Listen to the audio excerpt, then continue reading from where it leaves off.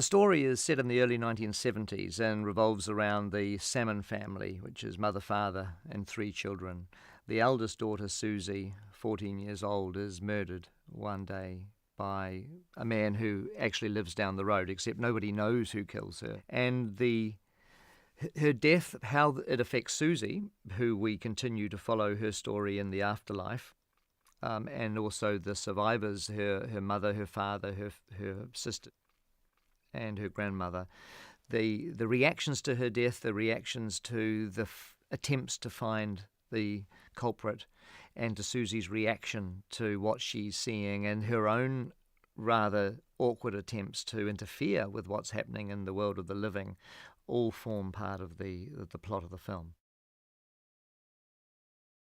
We wanted this film to be something that was original, bright, and unexpected, and Alice Sebold's novel, gives us the majority of that. I mean, she is a challenging novel that makes us confront things from a completely different direction. And in the movie, I believe people go to the movies to be entertained, and this is a piece of entertainment. And I wanted it to be an entertaining film, a film that you enjoy the fact you've gone to see it and you want to go see it again and you want to tell your friends about it. And that's why you make films, and that's what you want people to see when they see films.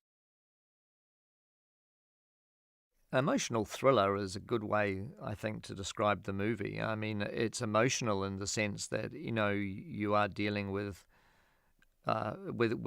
aspects of murder. You're dealing with aspects of a family coming to terms with the murder, and not just, the death of a child, but the people who are living and who are also trying to rebuild their lives and figure out their place in the world.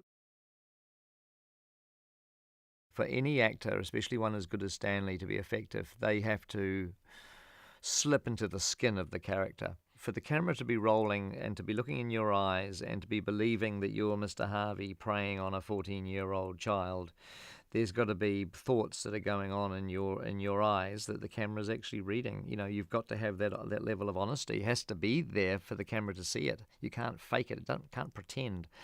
And I think Stanley put himself through hell, to be quite honest. I think more than what he ever admitted to, in order to get authenticity to his performance.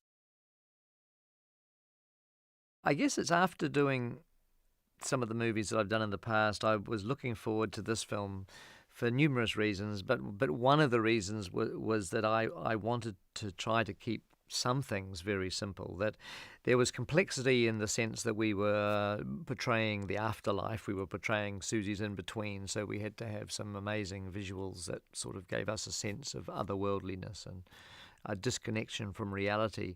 I want to invite as many people's ideas as I can, and the only way to express that is through art, because how else do you describe the in-between than if you're able to draw something or to show visually so we've relied on conceptual art.